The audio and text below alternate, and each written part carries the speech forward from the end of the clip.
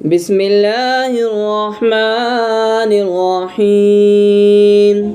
السلام علیکم۔ اس ویڈیو میں ہم یہ بات کریں گے کہ ہماری دعائیں قبول کیوں نہیں ہوتی۔ ہم اتنی زیادہ دعائیں مانگتے ہیں، صبح اللہ تعالیٰ سے مانگتے ہیں، شام کو مانگتے ہیں، دن کو مانگتے ہیں۔ جب بھی ہمیں موقع ملتا ہے ہم موقع کو ضائع نہیں کرتے،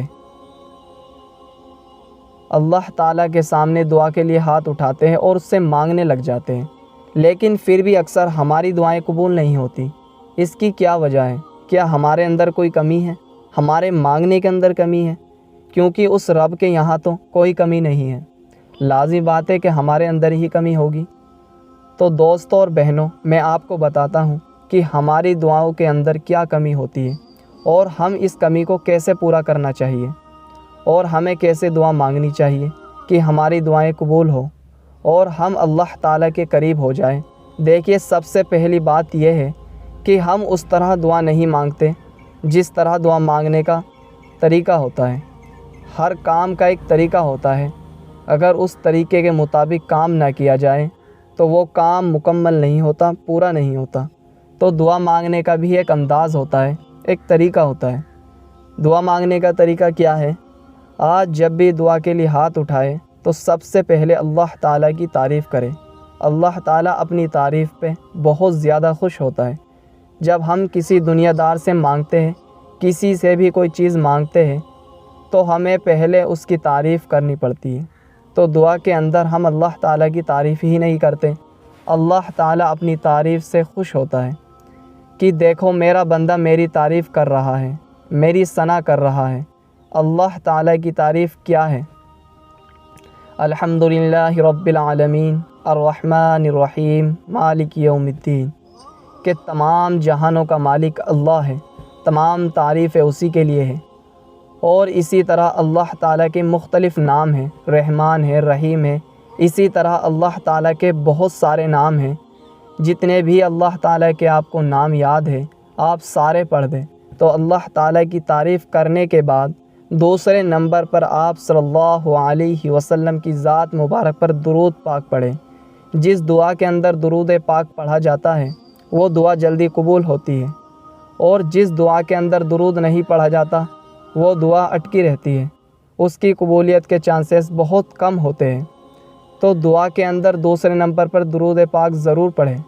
اس کے بعد ہماری دعا کے اندر غلطی یہ ہے کہ ہم دعا کے اندر غفلت کرتے ہیں، دعا ایسے نہیں مانگتے جیسے مانگنے کا حق ہوتا ہے۔ ایک بزرگ فرماتے ہیں کہ ہماری دعا کا طریقہ، مانگنے کا طریقہ ایک بچے سے سیکھنا چاہیے۔ بچہ اپنے ماں باپ سے کیسے مانگتا ہے، ان سے لپٹ جاتا ہے، روتا ہے، اپنے ماں باپ سے یہ نہیں کہتا کہ اگر آپ کا دل کرتا ہے تو مجھے دے دو، بلکہ پوری کوشش کرتا ہے کہ ان سے کچھ چیز لے لے۔ ان کے سامنے فریاد کرتا ہے، ان کے ساتھ لپٹتا ہے، روتا ہے اور ان کے سامنے فریاد سناتا ہے۔ لیکن ہم دعا کیسے مانگتے ہیں کہ ہمیں پتہ بھی نہیں ہوتا کہ ہم کیا مانگ رہے ہیں۔ زبان پہ جو الفاظ آ جاتے ہیں ہم کہہ دیتے ہیں، دعا کے اندر توجہ ہی نہیں ہوتی۔ اللہ تعالیٰ سے ایسے مانگے کہ آپ کو رونا آ جائے۔ اگر رونا نہیں آتا تو رونے والا کم از کم منہ تو بنا لے۔ جیسے اگر بچے کو رونا نہیں آتا تو وہ ماں باپ کے سامنے رونے والا منہ بنا لیتا ہے تاکہ ماں باپ اسے وہ چیز دے دے۔ تو ایسے ہی اللہ تعالیٰ کے سامنے، اور اس سے اگلی بات یہ ہے، کوشش کرے کہ ایسے وقت میں دعا مانگے جس وقت میں دعا قبول ہوتی ہے۔ فرض نماز کے بعد دعا قبول ہوتی ہے، تہجد کے وقت دعا قبول ہوتی ہے، 5 وقت کی نمازوں کے جو فرض ہوتے ہیں ان کے بعد ہم مختصر سی دعا مانگتے ہیں۔ ہماری توجہ نہیں ہوتی، ان اوقات کے اندر ہمیں خصوصی طور پر دعائیں مانگنی چاہیے۔ اور اسی طرح ہم تہجد کے وقت بھی اللہ تعالیٰ سے مانگے، یقین کرے کہ اس کے یہاں کوئی کمی نہیں۔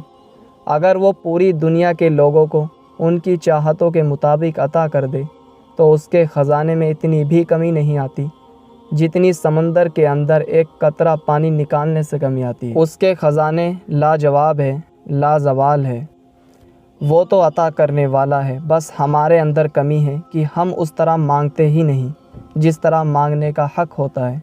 ہم امید کرتے ہیں کہ آپ کو یہ باتیں سمجھ آ گئی ہوگی، ان پر خود بھی عمل کریں دوسروں کو بھی بتائیں۔